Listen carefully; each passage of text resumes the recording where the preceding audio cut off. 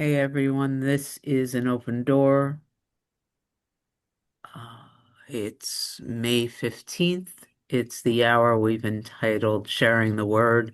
Currently working with Divine Union, channel text through Paul Selig. And before I hand things over to Amy, who's facilitating this hour, I've got a clip of Paul and the Guides. And so we can get it started.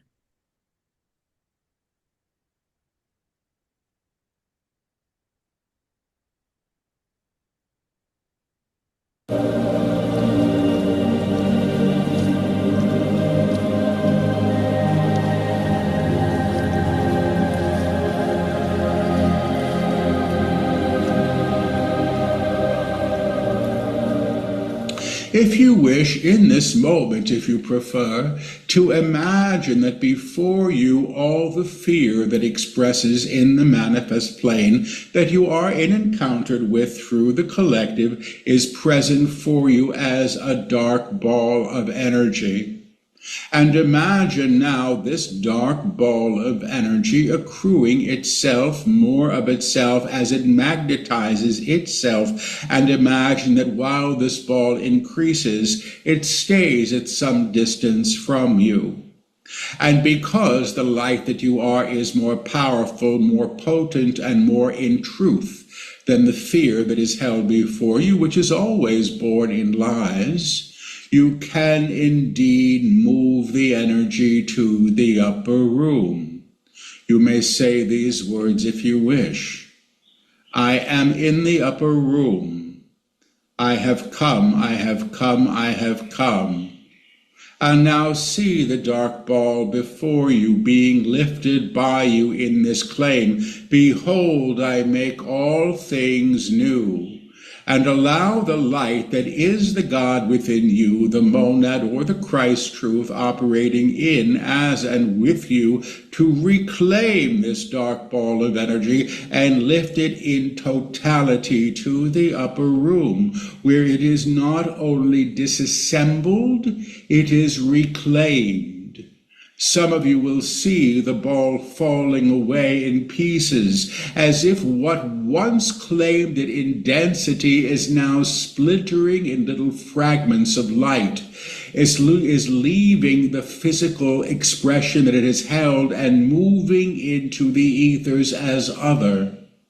And you may say this now to this ball of energy in whatever form it still may. In my knowing, word I am word, and as I make this claim, I claim what is always true. I am word through what I see before me, word I am word. I am reclaiming what has been held in shadow, word I am word. I am lifting what has been held in abeyance through fear to the upper room, where indeed it is reknown in the high octave that I am present in, with, and as. I am in the upper room. I see this from the upper room. I have come, I have come, I have come. Behold, I make all things new. It will be so. God is, God is, God is. And now say to this thing, or the fragments of this thing, or the energy that was once known as this thing, that you knew as darkness. We are in God. We are of God. We are with God. Now, the physical presence that you hold is operating in tonality with the claims as they are invoked. The intention that was set was in support of the whole, not the personal self to gratify its idea of what it can now do from this level of vibrational accord. Your relationship to the manifest world is always a reflection of what you have condoned, agreed to, or accepted as true. The lifting of the old to the higher octave, the convalescence, is that the right word? The convalescence of the energy that was held in higher accord, the congealing of the fear, if you wish, into one entity that could be lifted. Consolidation was the word he was seeking. Is moving the energy to the higher without the effort the small self would require it to know itself through.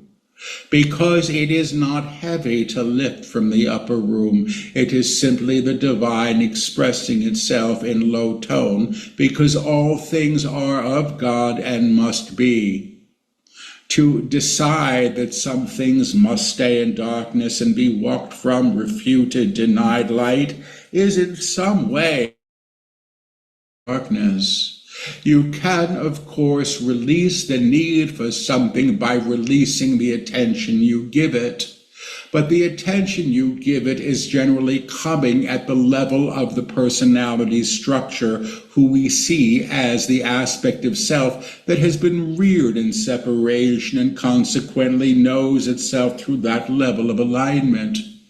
But because the God within you, or the monad, is not in accord to fear, has never known fear, it is actually not susceptible to this level of separation that the personality structure has known itself through, individually and collectively.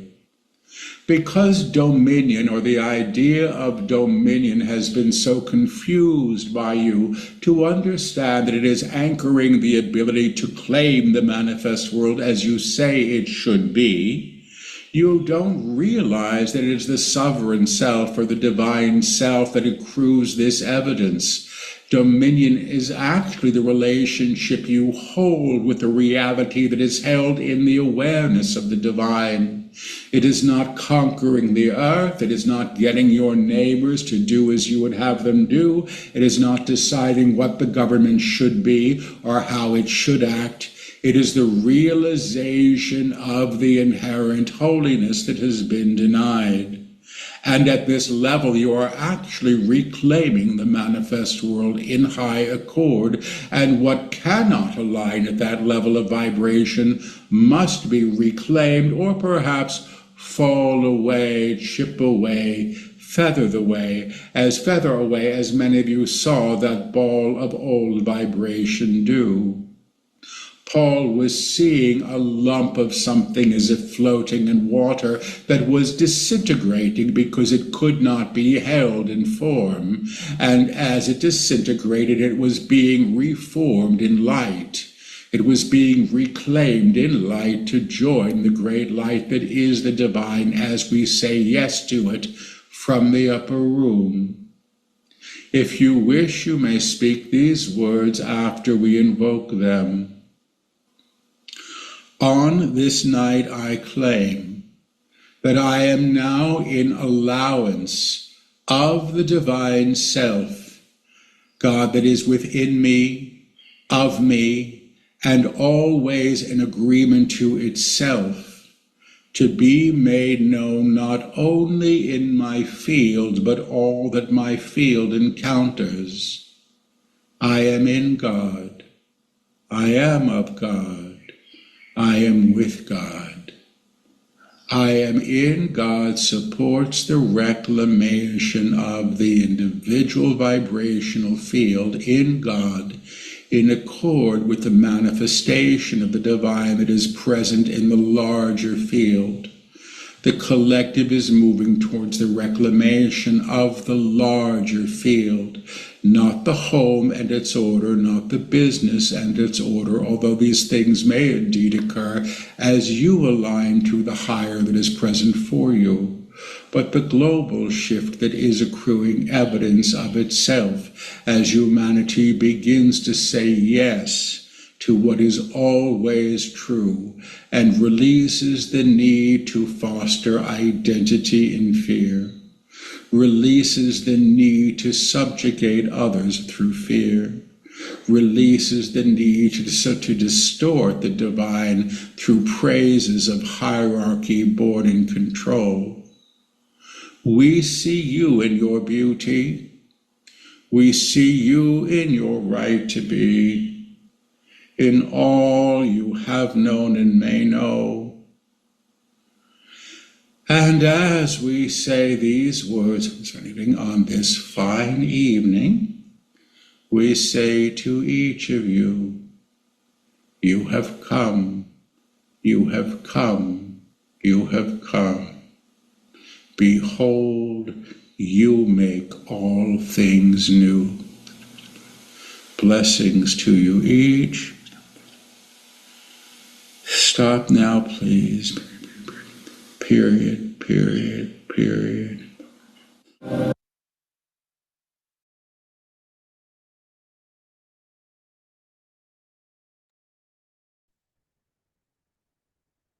I just put what page we're on in the chat. Thank you. You're welcome. How did that land for you? There's no requirement to share, but if you want to. Rana, good morning. Good morning. That was absolutely lovely. What I notice is the more I listen to the guides, I don't have to think while I'm listening. And when I notice when thinking starts occurring, I can just drop that and come right back to what is being shared. And I felt a real sense of receiving something, right? I don't need to label it. I just felt that real sense. And then, as a side note of humor, when he was trying to find the word consolidation, but was using the other words, he used Cindy's favorite word, congealed. Weren't you using congealed for a while? I remember that because every time you use that word, my stomach goes.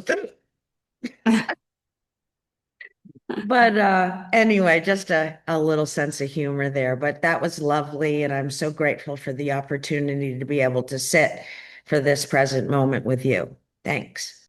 Thank you. It is received, Rana.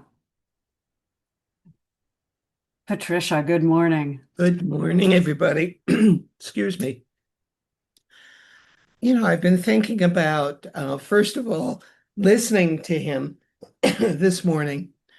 I'm doubtful of, I have been, or my mind has been doubtful of this channeling stuff. Is it true? Why do people channel? What's the purpose of it? Is it real? And I listen to him and I have this flush of energy that kind of flows through my whole body. And I go, well, maybe. So I put my hand on my hip and I go, stay open and stop this doubt. So that's what's happening. But another thing I've been thinking about is, what is the upper room? What are some other words for it? And the only thing I can keep coming back to is the present moment. And that is the upper room. And I would love to hear what other people have think about that, what the upper room is to them. So for me, it's the now. And I will stay open and stop being so doubtful. I want to thank you for that. One of the things we did last night in finding the Advaita in A Course in Miracles was we played with the words and how they resonate in the body, because the chapter or the section that we read was using the body solely for communication. And Patricia, you're noticing that things were resonating in your body is a form of communication, and you recognize that. And I appreciate your saying that. I noticed as well when I repeated the words, I am with God, I am in God, there was a resonance in my body as well. It's a vibratory tone. And just noticing that is communication. It is its own language. And so I want to thank you, Patricia, for pointing that out. My pleasure. And What is the Dago, upper room to you, Amy? um, to me, the upper room is the now, but it's also taking the step back as the that which is aware, just, and it's transparent, translucent. It's the awareness of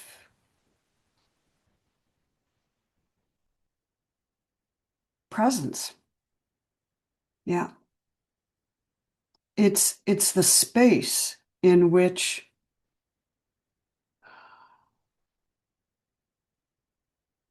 experience arises. Thank you. And anyone else would love to hear too. Um, and Dago, good morning. Hi, so great to be here. I, yeah, I just love what you just shared. And it's like taking a step back. I'm watching the movie. It's a good movie. It's a really good movie. It is. Pretty But I'm amazing. watching it. Woohoo, go, come on. Yes. Mm. Thank you, Indigo. Anybody else have any sense of the upper room? What is the upper room for you?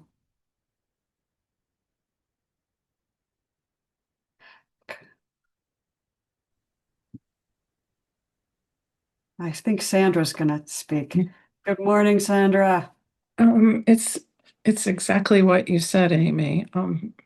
My experience, I don't know if I label it the upper room actually, but it's a full body experience. It's a feeling, there are feelings and emotions, but there's also bodily sensations that feel uplifted and radiant. Thank you for that. Thank you. And Suzanne, Hi, everybody. good morning. That's a great question. To me, the upper room is that moment, that presence of the moment. And in that moment, there's perfect harmony. And I do feel that that is a knowing that permeates every dimension of my physical, mental, emotional, whatever I am made of. Things that we understand on Earth and then other parts of us that we haven't yet discovered. So, yeah, it's an exciting place to be. Thank you. Lonnie, good morning. Good morning. I think, and I'm using the word think because there's no other word to put there. We don't think of it as a place as much as a,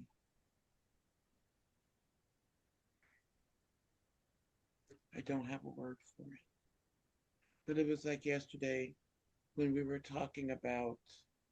the meeting and talking about talking about Chuck and his description of what had happened, and it's being without the tethers. It's being in this human form, but without the tethers of separation, and being able to see it as the divine is seeing itself in that way, being able to see itself. They say that God can't see itself, but God does see itself in all of its creations, does it not? So to be in that space in this being of where I just,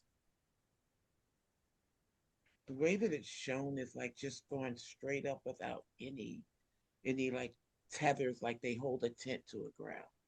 That's how I get to see it. Thank you, Lonnie. Thank you for that. John, Hi, everybody. good morning. Good morning. Greetings. Happy Friday. Yeah, for me, the upper room is simply a metaphor, Amy. And it's really like going, if I had a house in Maine with beautiful gardens. I live downstairs, but I do have an upper room where I can go where the air is rare. I can see further. I can see the gardens. I get a different view. It's not so heavy. It's lighter. It's above the battleground. This is a metaphor for a space to hang out with the power and really enjoy that garden. Oh my God. I can actually smell the flowers from up here without even being anywhere near them. And the visual impact,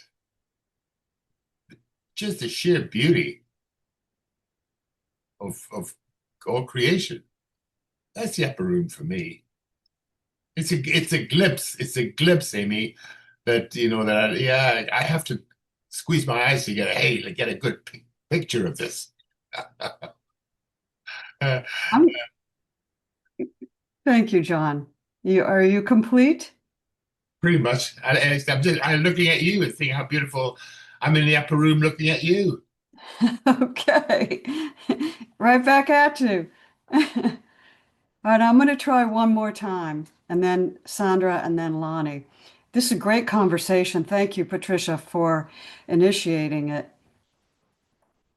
It's interesting that he describes the upper room as a room because it's actually a space, and every single one of you have alluded to that it's a space, right? And so it's a transparent space, and it has no qualities except that which we fill it with. Like John fills his space with the garden. But it's really, the upper room is a space, and it's transparent, and there aren't really any objects in it. There aren't really things that we can ever find. It's the space of awareness. And we can never find this space of awareness because it's what we are, right? If you look for it, you'll find nothing, and you will think that nothing is happening because it's just the space. Eternal, constant, ever present, always. And anything that we fill it with isn't that. It may be beautiful and lovely and resonant, but what is truly beautiful is the space itself. So, and it can never be turned off. It's always there. That's my piece there. Sandra, and then Suzanne again. Patricia, thank you once again for the question.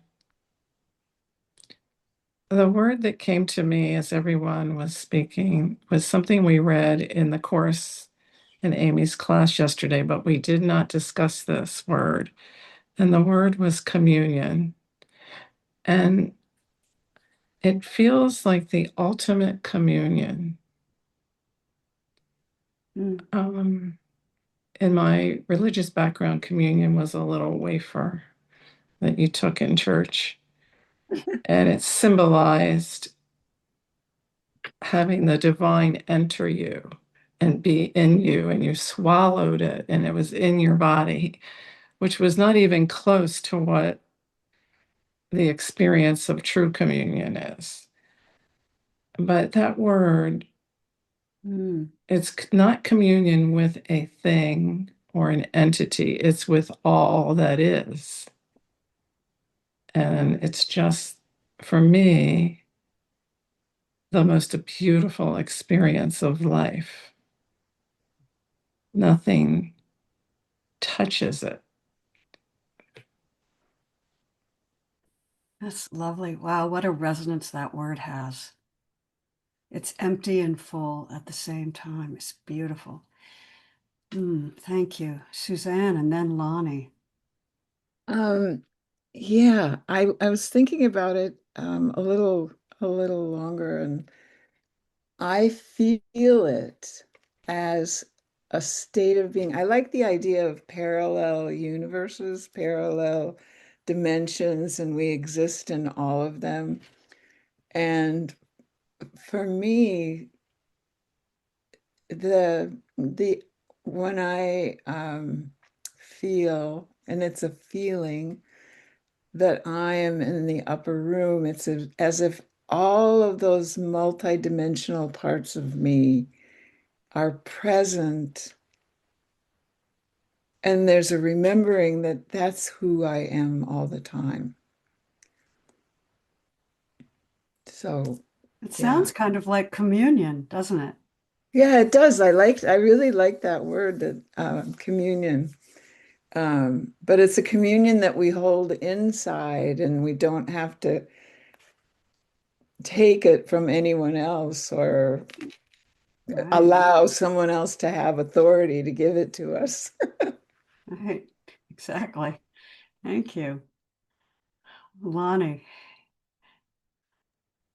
Good morning again. The hand went down and the hand came back up I've and got to that word. turn, I got to turn my volume way up to hear you.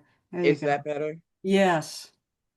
The hand went down and then the hand went back up and the word communion. We hear the word communion as coming into union. That's how we hear that word every time we're hearing it. But in the sitting with it, as Suzanne just did, we sat back and sat with it again and came back to, just as there is loving and being love, there's going into the upper room and being the upper room. I am in the upper room for us is not so much that we're in a state or in a different place, but all that we are is the upper room, is in that agreement, is in that communion or coming into union. Isn't it interesting, the word communication and communion? It's lovely. Communication brings us together. Right? It's beautiful. Oh, okay. Anybody else? Right. Who would like to read this morning? Well, I think I just want to backtrack to that commune word because it is the communication is its root is to commune. So that's the process. It's the verb. It's the process of communing, communion in communion. Can I Yeah, share can I share an experience I just had this morning with you guys? that's why we're here. So sometimes my vision is way off and I can't see. I see kind of in a fractal vision. And this morning on my right side of the face, on the right side of the face, someone's laughing at me saying my, the vision was fractal and I couldn't really see the screen. And then we did the video and I always drop right in when he's on when he's doing a sitting. And I was so very aware of what it felt like pressure, where this, vision thing was happening. And I just settled into his words and into all that was being said and let it just come through with no questions. And once the talk was over, once the video was over, so the pressure now is gone as well. Mm. And that word communion, it's that. And I can see everything very clearly right now. The fractalization is stopped. So to experience it that way. Okay. Thank you for that. Okay. Patricia.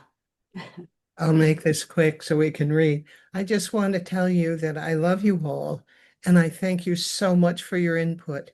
It has touched my heart, and I can feel it fully. So much gratitude and appreciation and love. Hmm. Hmm.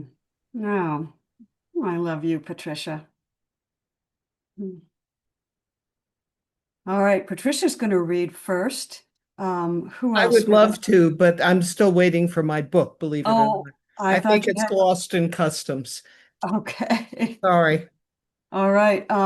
Who would like to read first? Cindy. Okay. Alka, will you read? John's hand went up. Okay. Alka, John, Lonnie, Lonnie. Okay, that's 4 people to start. Nadego too. And Dago. Okay. And Dago. All right, we've got five readers. Let's see where we get from here. Does everybody know where we are? Page 27 at the bottom of the page. Thank you, Rick. Peace be to you as well. Um, yes, day 2. Take it away, Cindy. Okay. Day 2. When we see you before us in a perfected state, we realize what could have been had humanity not chosen to learn through separation. You choose a challenging lesson, and the lesson is coming to an end. Realization comes at the cost of the old, and to see how you have chosen at a personal level to deny the divine in yourself will actually support you now in a higher level of realization than you have incurred thus far. Realization comes when you comprehend that what you saw was not so, was an idea, and only a construct that you have given credence to. When structures are built in agreement to separation, they take solidity, yes, but the basis of them is still an idea. When the idea that created the construct is dissembled, the construct that was built will release as well. The challenge here is that you rely upon these structures. In fact, depend upon them for your safety, for your livelihood. As you realize how you endow things with meaning, how you give things credence that require no credence, you will see how you participate in the world you see before you. Realization comes when you stop endowing the things seen with the ideas that were presented, that seems to give them firmament, structure, and amplitude. How do we do this, and what does this mean? The young man is asking. What you put your attention to, you create from. You support the creation that you see, and you amplify that creation by endowing it with meaning, emotional charge, what should be, through your small self's perceptions, that horrible event, that terrible man, that evil thing. You amplify evil or your idea of evil, and you amplify separation through your agreement to it. Please understand yet again, agreement is not what you think. You are not choosing these things as much as aligning to them and giving them weight and value through the old ideas that claim structure. A country is a structure, a government, a structure, a religion, a structure, a financial institution, call it a bank, call it what you like, also a structure. I'd like to say I actively didn't raise my hand during the last conversation. I was listening. My understanding, based on spending so much time with the guides, is that the upper room is a word used to indicate a vibration that can hold no fear. And where there is no fear, there is no separation, and there is no denial of the divine. And I've also come to understand, and I've been watching, that at least this personal, the personal self, the self that is acting as if it is not you, doesn't do anything in the upper room. It's the higher self, the monad, the risen Christ that functions in the upper room and is systematically and slowly shifting my identification. I don't understand what that means. It's not a thinking sense for me anymore. It's a felt sense. Look, here's a feeling of fear in this moment. Am I able to surrender that to the higher self who lives in the upper room and have it be undone by lifting it to that space? So that's my understanding, and that's sort of what I'm seeing in this reading. Structure as every like what is the Cindy story really? It's a structure, it's an idea, it's a belief in a beginning and a middle and an end. And can that be redone? And there's an understanding that the part of me that believes in it is not the one doing the transformation. So that's what I have to add to this conversation. Thank you, Cindy. Thank you very much.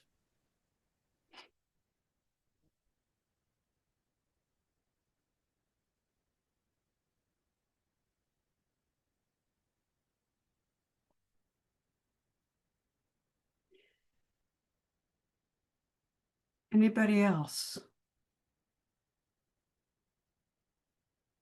I kind of think that I love the structure part, the Cindy structure, the John structure, the Amy structure, and the architect of the structure, the wonderful architect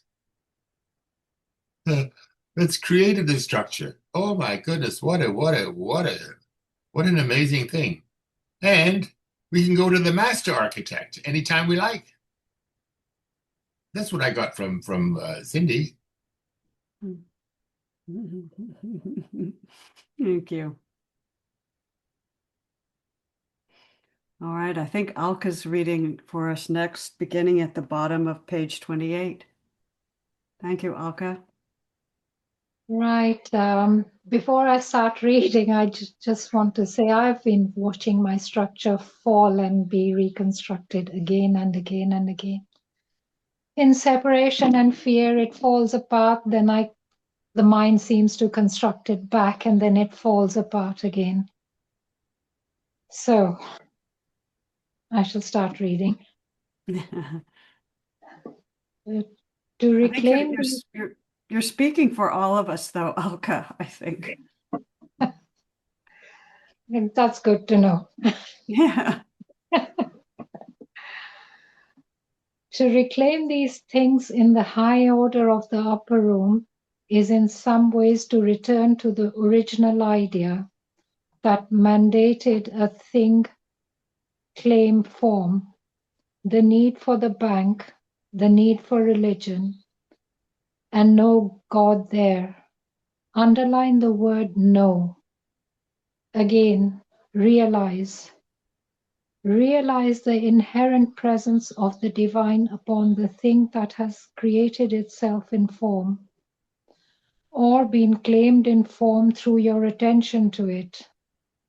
It takes more than one human being, more than one idea, to give something solidity. It is always agreement. Underline always. I agree to the campfire. There, you have the campfire.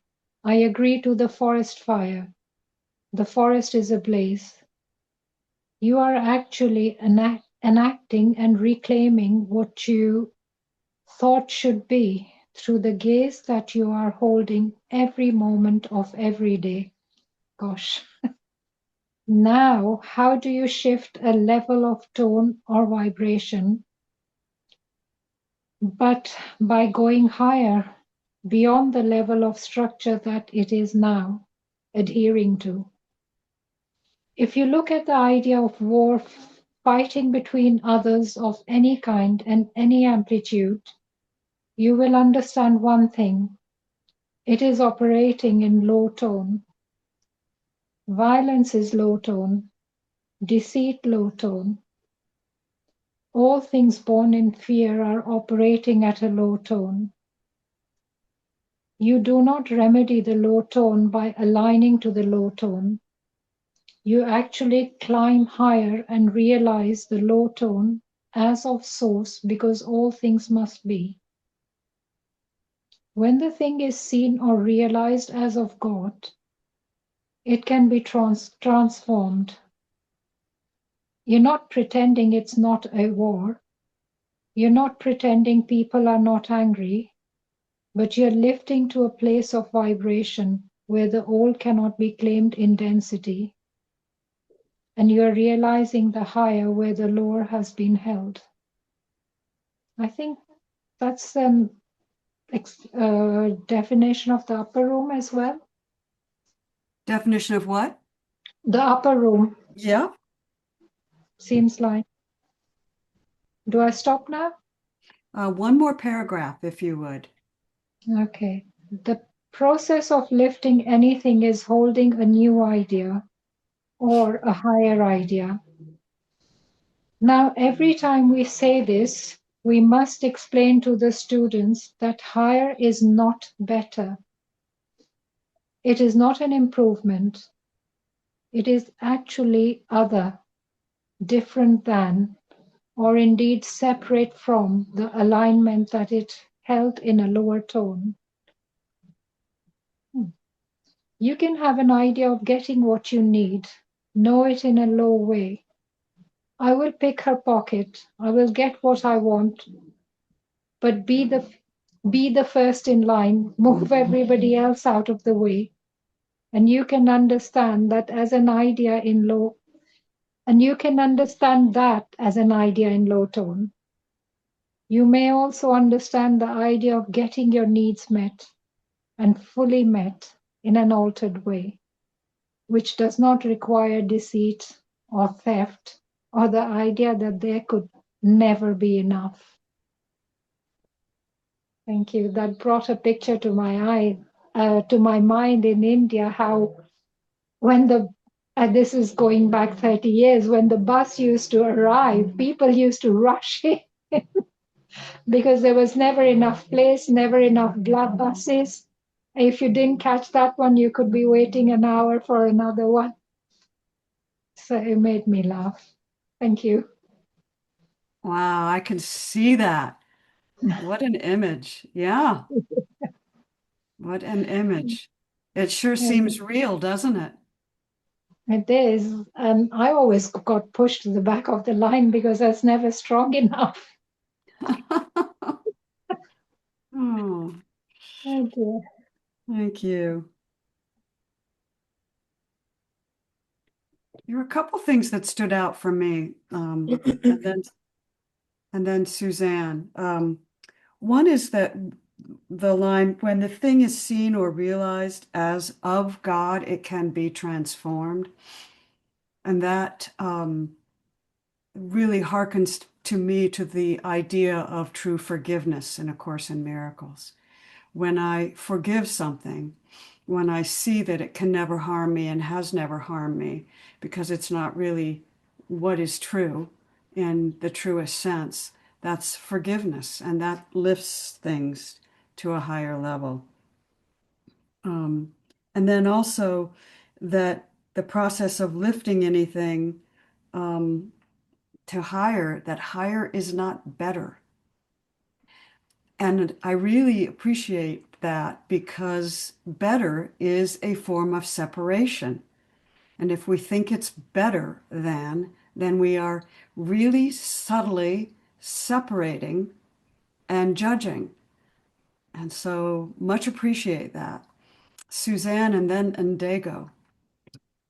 Um, this part of the chapter brought to mind.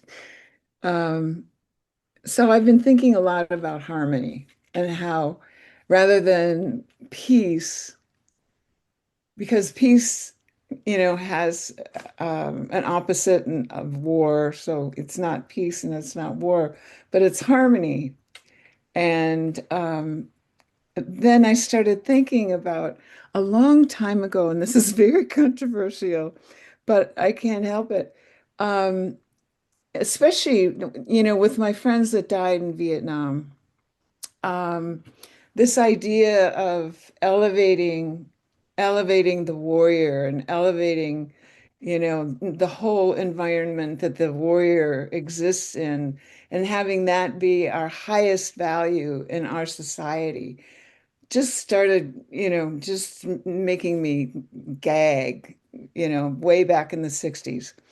But I never really voiced it because it wasn't appropriate or, because like my father was a big war hero. But he also was in a war where where they saw the absolute worst things that you can imagine. And there was no understanding of PTSD. And so their anger and frustration and fear was just acted out, in our lives, as children. And so, and then I thought, okay, so it's easy to dismiss the idea of elevating the warrior as the highest value, but then what's the next highest value? And the next highest value is the sports person, the one that, runs the fastest and, throws the longest and all of this and all of that is separation. But I thought, how do we, have the values of strengthening our bodies and strengthening our minds and not having it be competitive? And I thought of this idea of harmony.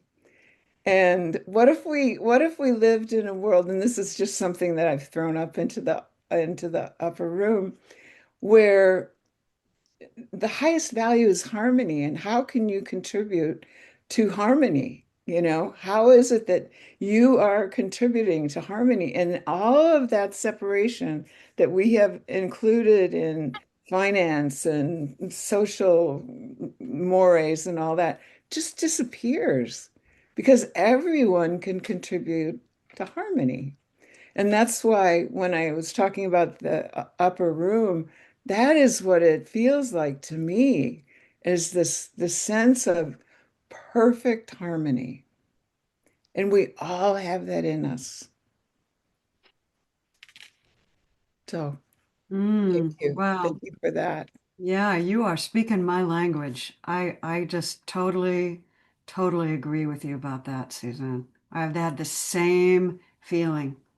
Um, And how it's we not an easily accepted feeling because you don't know, want to denigrate anyone that has worked their whole lives to fit in with that society, but we can change that one person at a time. yeah, yeah. Thank you for that, Dago and then John. Hi, everyone. It's just amazing because, like, as I'm reading this, it's saying that the higher is indeed, it's not better. It's not improvement. It's actually other, different than, indeed separate from alignment that's held at a lower tone. And I've really believed that it was like, I really believed it was like not as good. And now I'm learning, no, that is not true. Even though they may not know this love that we all are, like Trump. I don't agree with how he's doing things. But no, it's not true. And it just tells me, wow, we don't have a clue what anything means or what anything is for. And that those are just all thoughts. And we all are in the upper room. And we all are perfect. So it's just it blows me away, really. It's just like, oh, okay, wow, okay. I just I really okay, let me just step back. Okay, okay. Everything is in everything is in the upper room. Everything and everyone. That's what I'm seeing. Thank you. Thank you. To me, it feels like it's more inclusive because God is in everything, right? It's in everything. So, yeah. Thank you, Indigo. John, and then Lonnie. So I'm just gonna, I just want to add to what Diego was talking about. We're all in the upper room, but we're not aware of it. So it's as Diego was saying, it's a learning process. It's a learning process, bit by bit, inch by inch, row by row. Going to make that garden grow, Amy. And one of the things for me that come there was this we that last paragraph. It speaks directly to me versus we, the oneness that exists in the upper room. So basically, and there's nothing wrong with being a me. It's just it's on the spectrum. That's all. It's a frequency on the spectrum, and it's an evolutionary growth. And I call it what I saw the other day. Some psychic education, psychoeducation, soul education. We're trying to de-animalize a creature that's so imbued with animalism and carnality. It doesn't take. It's not a quick fix. Get in the elevator and go into the upper room. No. Sometimes so for me speaking, sometimes it's one step painful than another, and then sliding back too. Just getting up there. So that's that's Ay, ay, ay. Yep, that's right. so. And that's not mean to say that it's a struggle. It's a journey. That's what I'm saying. But it's a learning journey. Like in Dago says, we're learning things here. Psychoeducation, the world of the soul, and that the monad, and the intimate connection of the soul and the monad. I thank you very much. I thank you. And what you're saying reminds me of Sandra's comment a couple of days ago about the discussion with her husband when she realized he was thinking about each one of them as being separate, and she was thinking about them as a unit, and she realized it was just a difference in perspective, which is Yeah, you really know what, interesting. Amy? You know what, Amy? When I heard Sandra say that, that took me back directly to Byron Katie. She says that she's talking about in a family, there's his business, there's my business, and there's our business. There's three different businesses. We need to be clear, like whose business is where. We're in a relationship here. There's an our here as well. That's the we part. but there's also a me and a thee and this as well, and I got to respect that. And I'm looking for respect that from myself. So that was the Byron Katie teaching. And when Sandra mentioned it, it just fired it right off, like that. So anyway, thank you so much for bringing that one up. Oh, thank you. I love that, Byron Katie. Okay, Lonnie, you're up. Thank you. Everybody turn your speaker up.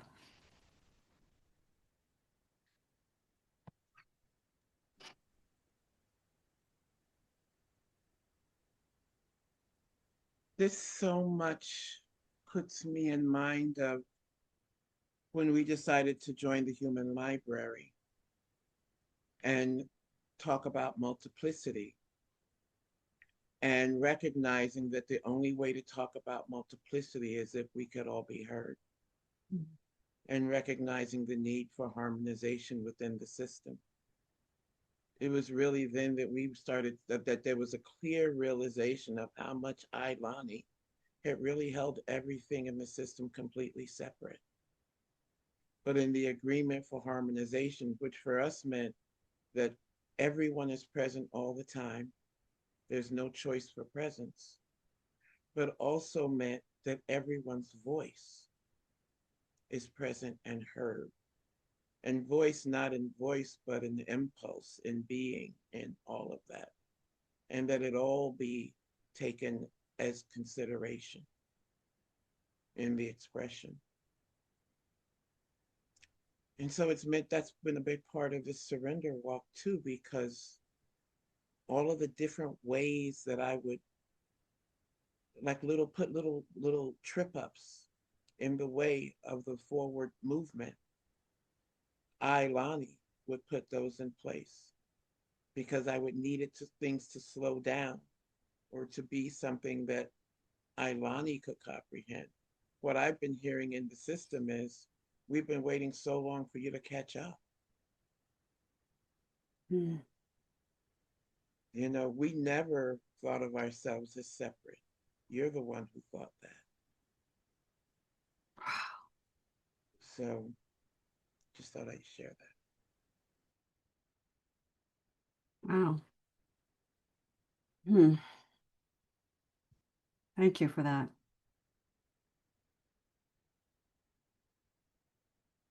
John is our next reader, and he's going to start at the bottom of page 29, to lift to the higher.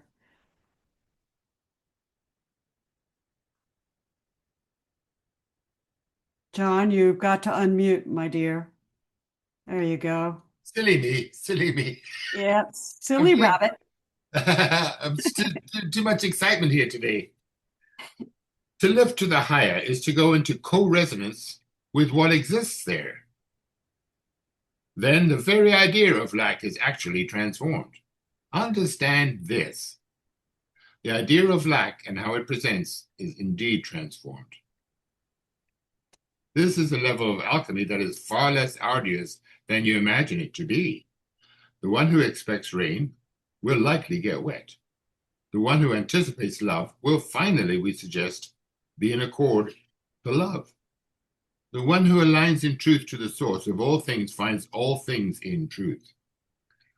When you understand that the shift that you are undergoing is happening in two ways, consciousness and vibration, you will see how easy this can be. You have made this so hard. You have made this so challenging because you operate in a maze of prior beliefs, prior moral codes that have claimed all things high and low in separation. Now, when you have a punitive God, you have a God to be feared. People speak about putting the fear of God in others, and those people most wisely walk away from God. Who wants a God like that? If you're being told to go and burn in hell for being who you are, you will find a world without a hell or a God that would punish. If you have been told you are going to burn in hell for being who you are, you will find a world without a hell or a God that would punish. To realize the self outside of God in many ways was useful for some.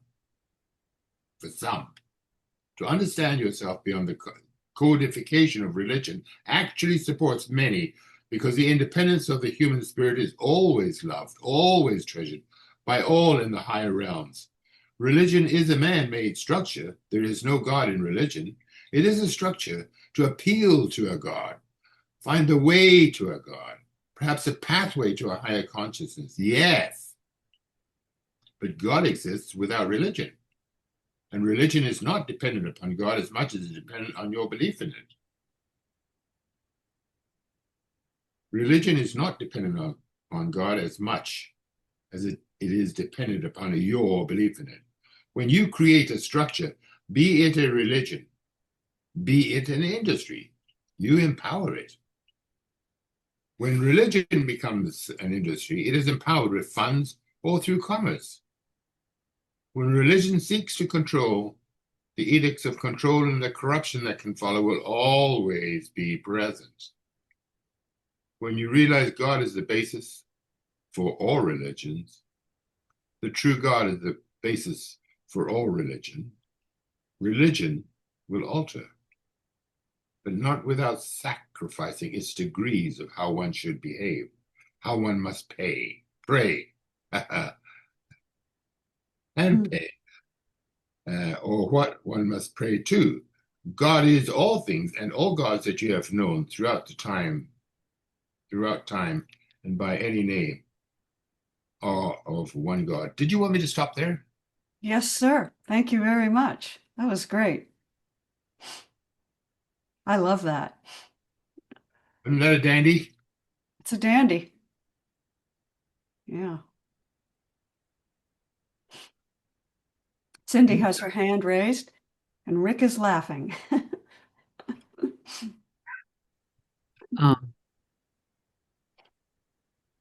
Last night some of us were listening to Joel Goldsmith, and Joel Goldsmith was talking about God as construct. And I've been sitting with it, so this is my opportunity to say some of that out loud just so that I could look at it. He said that the Jewish people created a concept or a construct of God that was judgmental and that chose sides, and that was actually also very violent. And it's an interesting thing because it's what I was raised in. He said um, the Christians created a God that had some more love in it, but he also created a God, constructed a God that insisted that you delay your happiness. Heaven is what happens after you die and only when you earn it. Um, and for the most part, I believe what he stated or what I heard is that most religions created a transactional God, creates a transactional God. You pray X number of times a day and you give this much money and you treat the other with kindness and you can know me. I've been really moved, for some reason, the way Joel talks, or at least the way I receive it, there's a black and white nature to it. And because Joel also teaches what the guides teach, which is God simply is.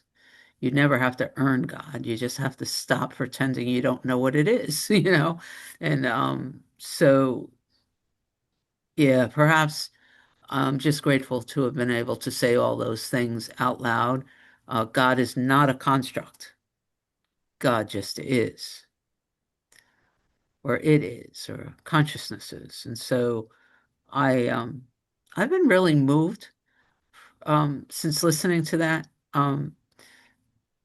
about how much of what I still walk around with has just been assumed based on the downloads that I was born into, where the assumptions of how certain things look. And I'm letting it all go. Like the detritus, I like that word too from the guides. Like I don't need to hold on to any of these constructs any longer than I choose to, which isn't interesting pointing from the podcast from this week is, this idea of getting over yourself. You don't have to continue to walk around as the wounded separate self. We have work to do. I like that pointing. Uh, so, yeah, thank you for letting me say all those things out loud. I could feel it working on me. Thank you. Thank you. Thank you. Alice, Thank you. Thank you for saying that out loud, Cindy. I was meant to hear all that, and it just fired off one thing that when you said about it's the premises we got to look at that are operating, way below under the radar, and that follow logically from premises that are completely in error. And whether they come from the Jewish or the Christian or whichever type of deity, they all need a good look at it. And that what I just read there is just so beautiful from the guides. So thank you for giving words to that, because I learned in my concept therapy that there's only two ways of reasoning. That's inductive and deductive. And if you keep on going deductive, you'll never change, because that's what it is. But inductive is bringing new data in, and that's the purpose for these readings, being in these classes, being in Open Door, is to bring in new data to re-examine this. So it's hugely important that you share what comes for you to us, Cindy. So thank you so much. Cindy, can you take this? Can you take over? My brother's on the phone. I got to answer it. Thank you. Certainly. Certainly. So is there no hand? Oh, Alice. I think I heard that Alice wanted to say something. I had my hand, I didn't put my hand up. I unmuted. Yeah, Cindy, you kind of spoke for me, but it was like, I think that's what the God word, I think I try to be understanding that people, it's so formative for humans, and whatever they're born into, whatever idea of God they have to let go of is probably that I think that's a very that's a big first step, or a big um it was for me, and for a lot of people, like that's why people kind of maybe don't want to hear the God word, and because of the prior imprinting of that kind of family cultural the punishing God. It was pretty popular, and the delay Catholicism with the delayed God, the delayed happiness. So I think that the way it's in this chapter it's spoken to is kind of it's of much importance to me, and to keep letting go of those. I think I what am I making this mean? This isn't this will I'll get punished for this. I'll get criticized for this. I'll be harmed by this. And I think so because of that, punishing God as a core concept. Thank you. So, thank you for this. I've heard the guides often say, that they very deliberately use the word God. They say if you can't sit with that word, then you can pick another.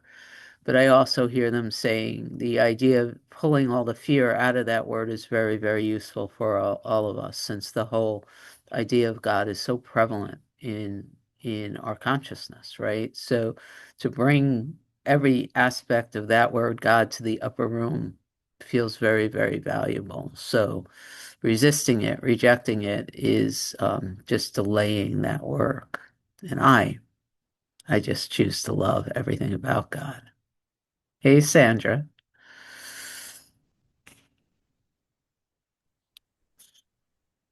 This is such a good discussion. Thank you, everybody.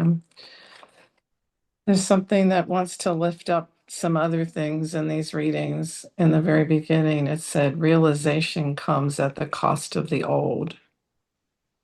And yeah, I used to read Emmett Fox all the time, and he kept using the word realization, realization.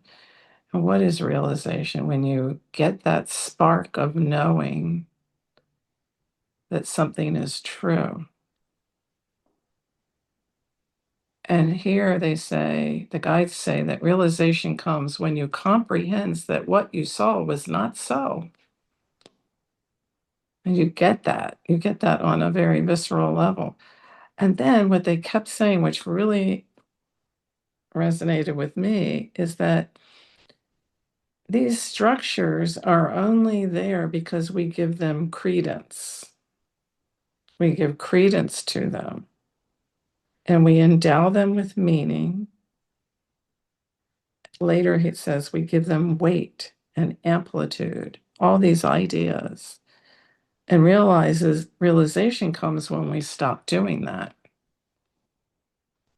And there's been some level of agreement in us. It's not just that it's happening to us, we have participated in this. And that I love that because it's not like, oh, here I am, the victim of civilization, the victim of hundreds of years of religions or whatever. I have power. I can no longer give credence to these things or give weight to them. I can hold them lightly. I can understand where they came from. I can understand the errors in thinking that went into it, or maybe it wasn't an error.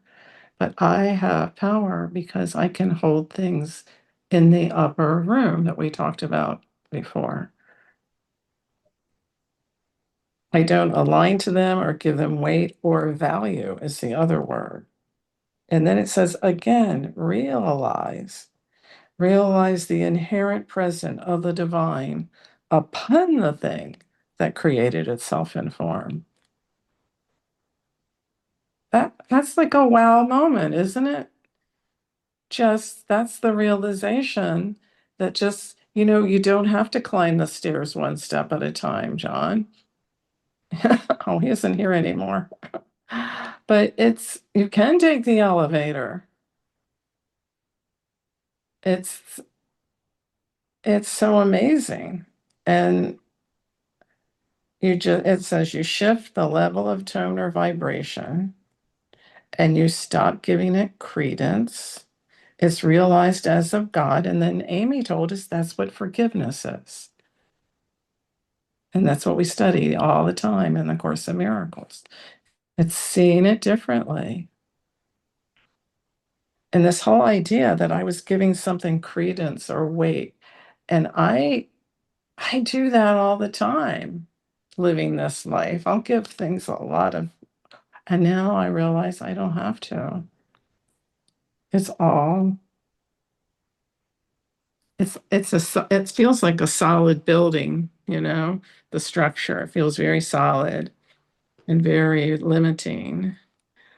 And we can just blow it all away. But here's the other thing that I realized. I could be building new structures right now in all these conversations. I'm thinking, let go of the old, but here I am building new structures about the path and the way the path should go and the way it should be this way or that way, with the different points of views, with different teachers.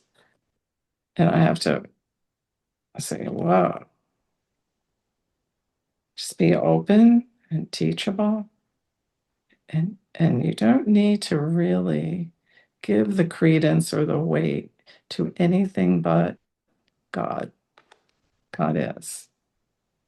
And let myself be guided without that mind that loves to analyze and put things into categories and evaluate and say one is better than the other. So this reading was just so impactful to me. Loved it. I love that there's another line about love will always be in accord to love. That was in there too. And that's what we're doing together, I think. All right. Thanks for listening. Thank you for sharing. Amy, okay. Yes. Okay. Did we read a new paragraph? No, Oh, wow. Okay. there are a couple of people that still want to share, and Suzanne had her hand up and down, and so I vote for officially ending and then continuing so that everybody has their say that had their hands up. Okay, Lonnie's going to start us off reading next week. If you're going to be here, Lonnie. Okay. Which means Patricia. Thank you. I was thinking about mind.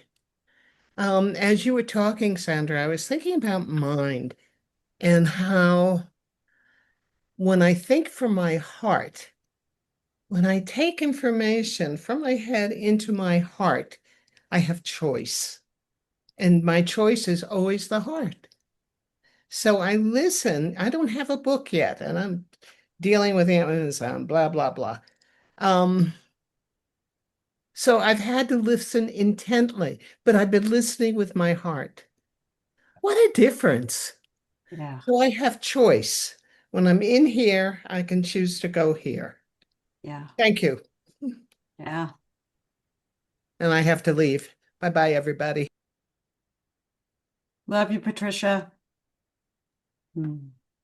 Lonnie speaks. What an Says unexpected Regis is square. Do you see Regis is square? what an oh, she's gone. I was gonna say what an unexpected gift for Patricia that she doesn't have a book because it gives her the invitation to listen differently. So what's been screaming, I love that they speak about church. I love it. And what is screaming in the system as they're talking about it is just this reminder that for so long almost was like a mantra through my system that truth needs no agreement. It just is. But lies need agreement in order to appear real. Lies need you to agree to them. The other thing about this church part that really got me is I was raised in what was known as a sanctified religion, lots of rules. Had at any time had known anything about the truth of how we were configured, we would have been exorcised because it's a sign of demon possession Yeah. and the devil. I am so grateful in this moment to my mother for doing everything she could to counteract the beliefs they were putting in me. Because even though I was there and I was doing the church thing when I was in Cleveland, there was always a doubt that what they were saying is true, as all those grown-ups around me nodded their head. Yeah. So, yeah, the truth needs no agreement. God is. Period, period, fucking period.